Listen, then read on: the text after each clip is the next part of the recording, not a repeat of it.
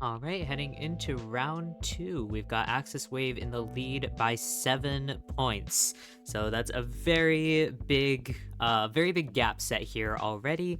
But we're going to have Bruntel coming out again for round two to try and even the score. Chinatown is the map. I would definitely expect Opera Singer to possibly be banned here, and for Axis Wave to go, all right, we'll take the Ivy, but we'll see who they decide to ban. Our first two bans from the Survivor side for the Survivor side, are going to be First Officer as well as Priestess, and it looks like we will go ahead and ban that Opera Singer out. So Brontel, unable to play Opera Singer here, is going to be forced back on the Ivy or into something else such as Wax Artist, Dream Witch, Disciple. There's a lot of hunters who are very viable on Chinatown. Ivy, not necessarily one of them. Now, she can be used very well on here, but the problem is that there's a lot of layers, there's a lot of levels, and there's not a lot of room for her to comfortably leech survivors. Now, for our survivor picks, we are going to see Coordinator, Embalmer, and Psychologist. Axis Wave really just wanting to get as many escapes as possible. Now, those three survivors will be banned in going into round 3. So if we go into round 3, that's the thing here, because with Axis Wave taking such a decisive victory in round 1, they definitely want to close this out in 2 rounds. So if there is a round 3 in sight, we may be seeing that. However, we will be rounding out our survivor lineup with another Fire Investigator. Now, we did just see how valuable that Fire Investigator can be, so I'm very excited to see Tuna coming back out with that.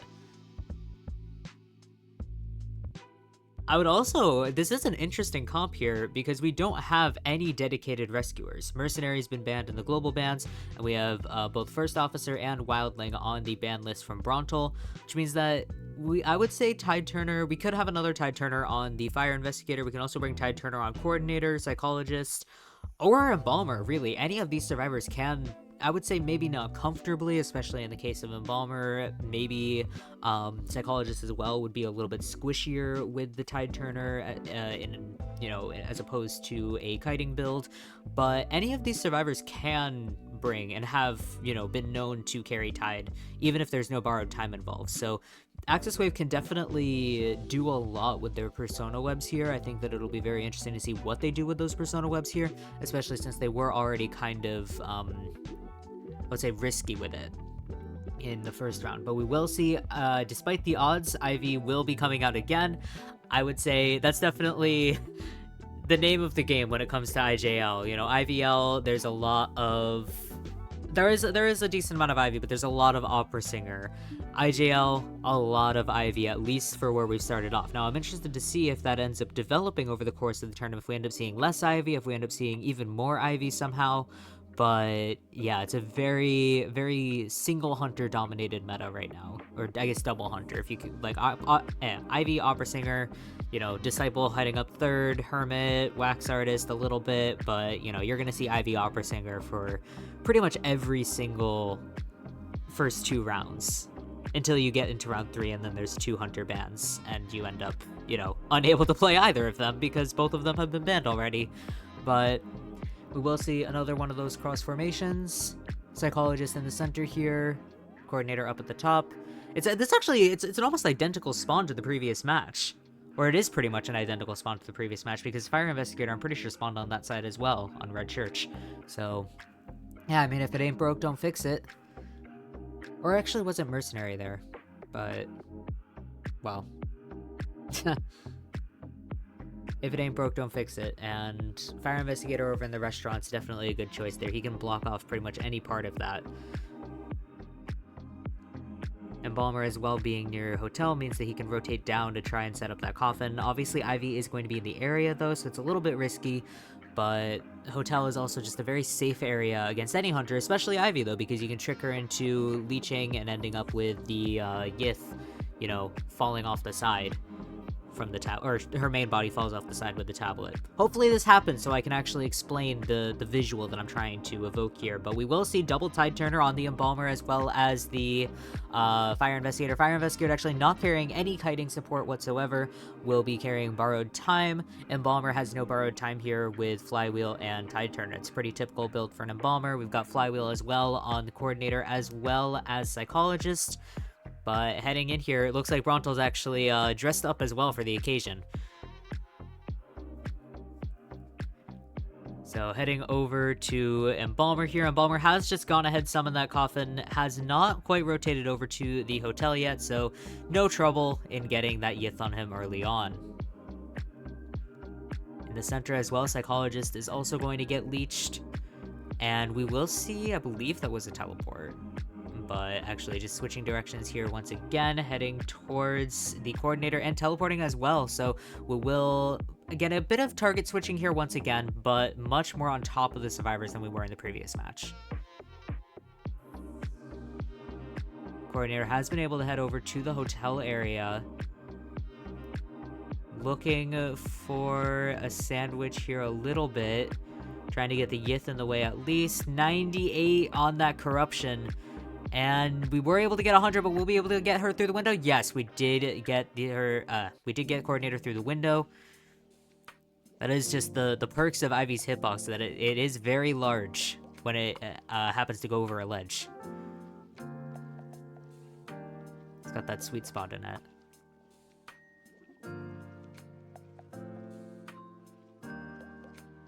But heading to Psychologist in the center there, just going to go ahead and lock her off once again. So a lot of map control being set up here early on. We'll see if Bronto's able to take advantage of it here, because that's the major thing. But ooh, really nicely done with that airbag, and that's exactly what I was saying earlier on. Chinatown as well as Red Church are both very strong maps for the Fire Investigator. We're seeing those airbags used really, really well. We've got one airbag left, Yith right behind on Fire Investigator. Are we going to go for the leech? Doesn't quite look like it just yet. Just wanting to keep the Yith in the area. Oh, there goes the leech. We're going to use Blink here as well, but waiting on the hit, not wanting to get flywheeled out. Of course, Fire Investigator doesn't have flywheel, or actually just waiting for the corruption to stack as much as possible.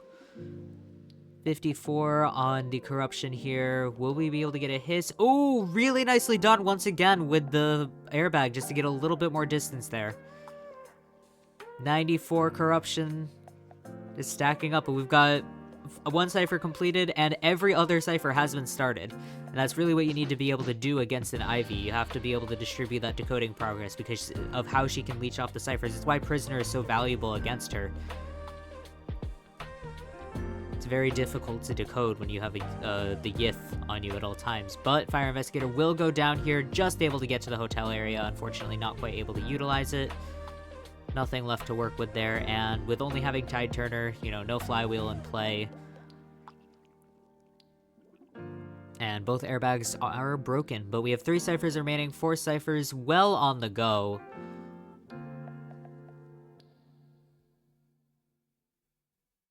And Coordinator actually coming in for this rescue. Oh, able to get the hit in before that gun went off, but the gun has been used, and Coordinator, ooh, just barely avoiding that double down. Unfortunately, she is going to get terror shocked at the end there, but it looks like Psychologist is actually able to heal up Fire Investigator. Very nicely done, and that is the perks of rescuing without Tide Turner, is that you can immediately go for that heal with Psychologist on the team, and with Bronto distracted by the Coordinator. That was very, very nicely played. Now Fire Investigator can actually come in for this rescue with Tide Turner and waste even more time. And there's pretty much nothing Bronto can do about it. AXIZ Wave survivors are just staying so far in control. It's really impressively done. We got actually 2 survivors coming in for this rescue here, just to provide support. Psychologist hard at work on that cipher, just passing 50%. Coordinator has taken a hit though. But we do still have Embalmer in the area who can come for the rescue. With Tide Turner at that. He also still has a coffin active. But Coordinator going down, Cypher approaching 80%. And there's only Blink online here from Bronto. No warp, no teleport, nothing to comfortably pressure that Cypher. We do have the Yith heading over though, but that Cypher is primed. And with the Psychologist still at full health, there's pretty much nothing to be done here. And that Tide Turner is in play. Are we going to be able to pop the Cypher just yet? Looks like we're waiting. Oh, wait. No, it was the corruption. The cipher couldn't pop.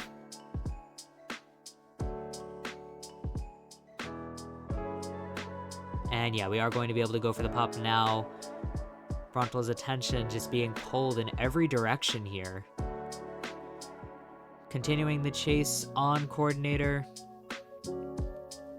Yith actually detaching from Fire Investigator. Looks like we're trying to go for the gate. Yep, and now the gate camping game begins, and AXIZ Wave survivors have already won this game once. We've got an extra survivor on the field as well. Last match there were only 3. This match there's all 4 survivors are up. Oh, and missing the blink once again! Fire Investigator is down though. We've got the Yith at one of the gates, and once again, no gates are being open. We've still got 70 seconds left on detention. It's going to be another very long end game here, I would say. Otto going for the gate. But just going to get leeched off of it. Looks like he's trying to just open it anyway. Got leeches on all 3 of the survivors that we know are around, but Coordinator pressuring the chair. Able to down Yan as well. No one close enough to Tuna's chair to really go for that. But other gates should be open. They might just be cautious with this and allow it to be a tie. I think that would be their best option here. There's still 20 seconds left on detention. With no tide turner, it's going to be difficult to get that rescue. And the Yith is already on the way. Yeah, they are just going to go ahead and take the tie. With the amount of points that AXIZ Wave has, they can definitely afford it to be a tie. They don't want to give AWG any more points here. But yeah, just really, really well played. A little bit unfortunate that they weren't able to hide for as long, but Chinatown, I mean, as a map is much more differently constructed. So yeah, I would say, you know, a tie there, definitely the best case scenario for, well, best case scenario for AWG in a situation with a 4-man endgame. You know, being able to pull a tie out of that, kind of the best you can do. But heading into the second half of round 2, AWG survivors have got a lot on their plate. Alright, heading into the second half of round 2, we've got Ryuanze coming out as AXIZ Wave's Hunter, and Coordinator, Psychologist, and Dancer are our global bans to start us off. I'm a little bit sad to not see that Dancer in play, especially on a map like Chinatown. She can be very, very valuable, but you know, it is what it is. Global bans are global bans, and I'm sure that we'll see some stuff out of AWG that, you know, makes it worth it.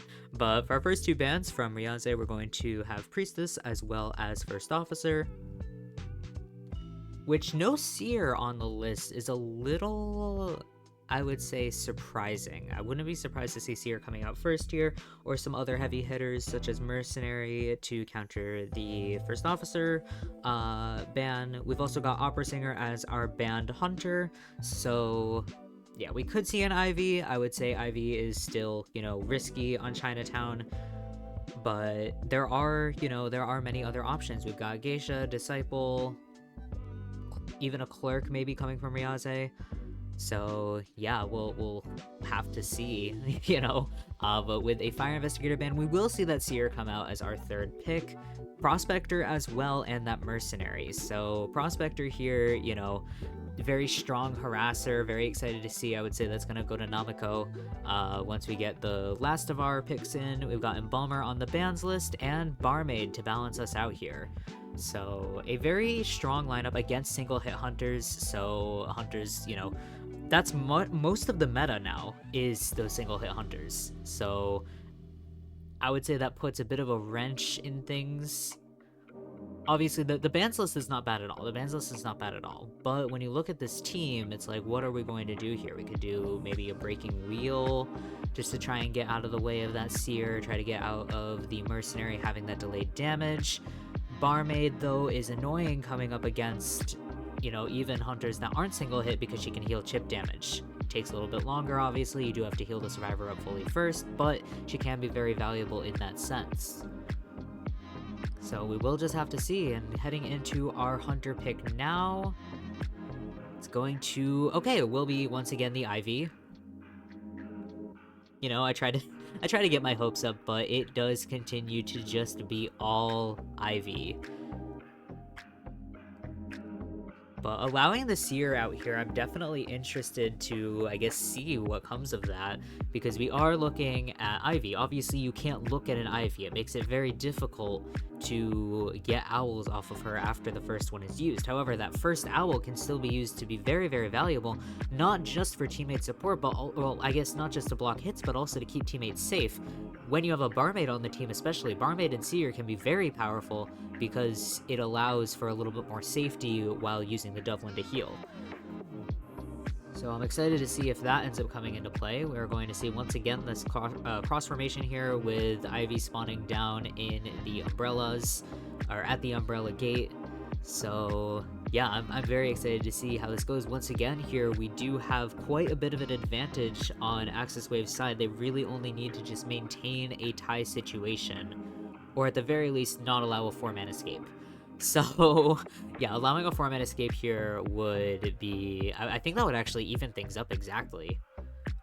Or no, it wouldn't even things up exactly, but it would definitely put a lot of points on AWG side of the board that AXIZ Wave does not want.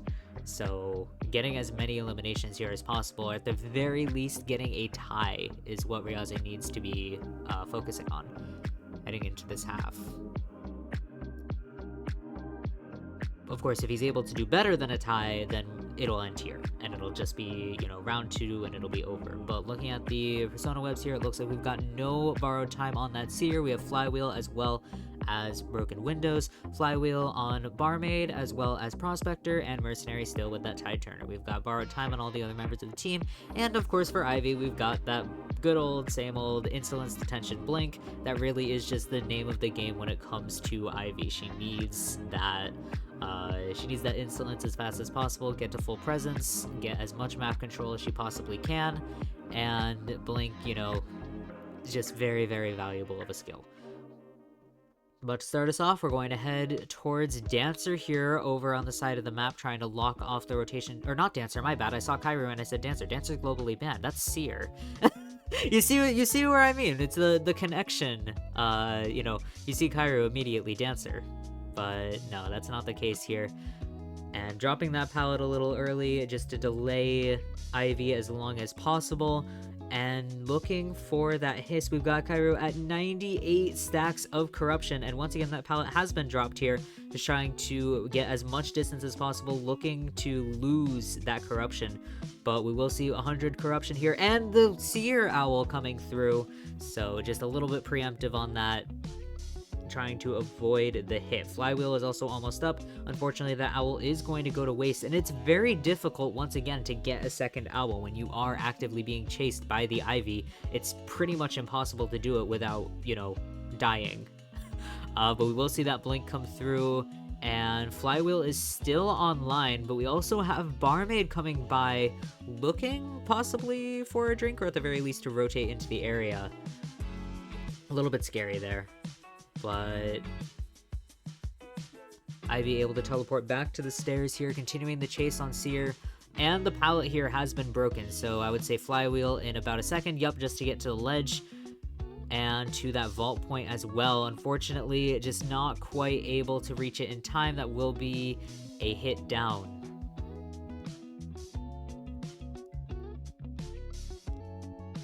Yeah, nobody in the area, no Prospector. We've got a Leech again on Barmaid, just hanging out in the area, and Mercenary coming in for the rescue.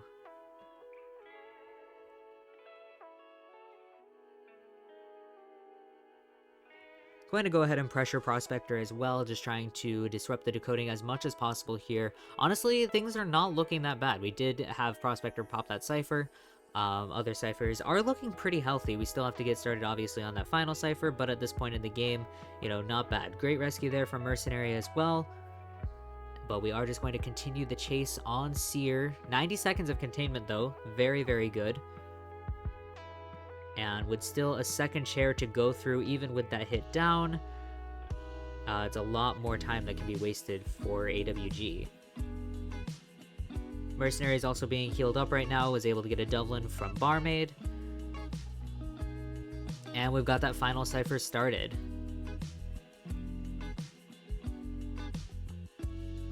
Barmaid is going to get leashed off once again. And we've got Mercenary in the area, not quite going to get hissed at, though. There was a hiss attempt, but it didn't quite go through. That one as well, not quite going through. And looking for the elbow pad, we are going to get it right over to the chair for that rescue. Seer at about 50-60. Prospector coming through, though, but knocking Ivy out of attack recovery. Very dangerous position to be in. Going to miss that first base hit, miss the second hit as well, but finally reaching Seer here. Prospector has one magnet remaining. We are going to go ahead and throw it right away, just looking for the stun, but it looks like not quite able to get it, and I think that stun was actually canceled by Ivy moving out of range, so a little bit unfortunate there. Yeah, that stun is no longer visible. Oh wait, actually, is it? It's hard to tell with the effects on the skin. I think that stun is gone. Yeah, no stun in sight. We are going to see the blink, though. Very nicely done, just to get Prospector down as fast as possible. Once again here, Ryaze is gunning for more than a tie. And that will close things up very, very quickly for AXIZ Wave. But heading into round 3, honestly not the worst thing in the world. Once again, all he has to do is tie and just maintain the stalemate here.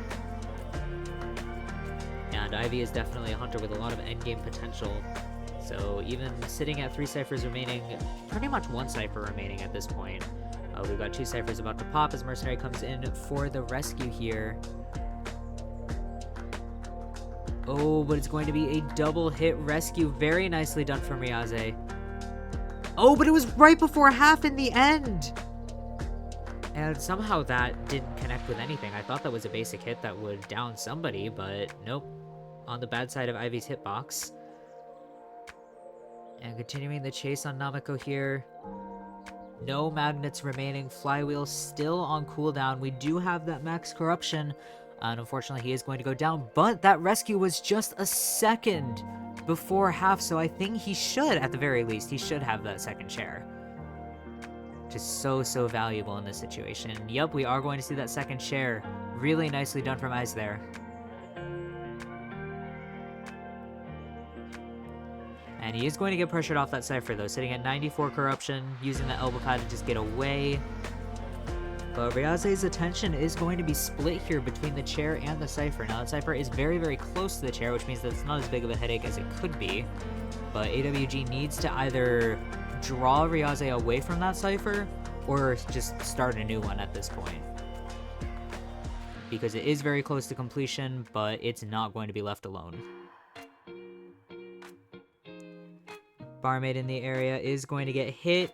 Flywheel is off cooldown though, so she can use that in case Ryaze decides to commit to her, but he will be heading back towards Mercenary, just trying to chip away at that cipher. Mercenary is actually the safest person to decode right now, because even if he gets hit if the cipher's primed. But we will actually see that new cipher has been started.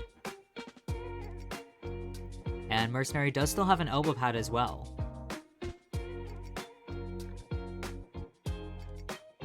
Barmaid leech cooldown almost off. But Mercenary just continuing to chase. We will see Blink once again coming into play. That secondary cipher is almost at 50%, but with Mercenary down... It actually, did we lose sight of Mercenary? Okay, no, we did not lose sight of Mercenary. That would have been very, very bad. Unless, okay, no. Nope, Mercenary's here. Oh, but actually, we're going to go for the teleport, looking for the double down here. And Mercenary may be able to get back up. Yeah, Ryaze incidentally leaving having the Yith not stay in that area allowed Mercenary to heal back up. Prospector has full magnets again and Flywheel off cooldown. Barmaid is chaired in basement, but if they're able to divide Ryaze's attention enough... Final elbow pad has been used just to get to the basement as fast as possible. Ciphers have not yet been returned to, though. And that's going to be very dangerous heading into this, or what could be an endgame. Prospector has gotten back to the Cypher, but it's still only at 54%. Mercenary taking the hit on the way out of the basement.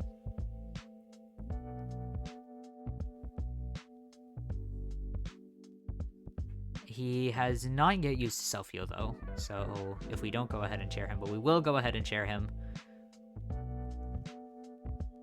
Yeah, just wanting to at least secure the tie, if not more. But I do believe that's Mercenary's first share. Yeah, it's Mercenary's first share, so he does have a lot of time to be able to sit. Just sit and chill. Barmaid hard at work on that Cypher. Reaching about 75% here, but that is going to get yiffed once again. But at this point, Barmaid's like, I'm just going to decode it. I'm just going to keep decoding. And Prospector as well has actually been able to return to the original Cypher, and that's going to be primed.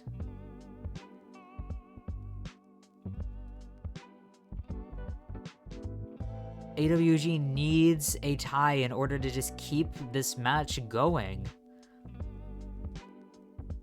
Oh, and Ryoze missing the fall hit! And missing the hit on the chair as well. Mercenary taking that hit. All survivors do have borrowed time, and that Cypher is primed. And that Cypher is just going to pop and missing the blink here! Mercenary not at full health, so he can't take a detention hit, but Dungeon is very close by if they're able to get to the gates. Now this is an Ivy, so reaching the gates is not as easy as it might seem, but it does look like somebody is at that exit gate. Prospector opening the gate here. Barmaid is going to go down, but with no teleport, are we going to be able to make it to the gate in time? I don't think so. Prospector has it open. That's at the very least Prospector able to get out. Mercenary needs to find either that gate or the dungeon. And it looks like he is going to go for the gate, but Mercenary just slightly too fast, and that is the 2-man escape that AWG needed just to stay alive in this matchup. Very, very nicely done. Just forcing Ryoze to overextend, and that's, that is the thing with Ivy. She's very, very good at map control, but can also just be forced to not commit to a target. And heading into round 3, it's a hallmark of AWG, just being able to stay just barely alive enough to keep things going.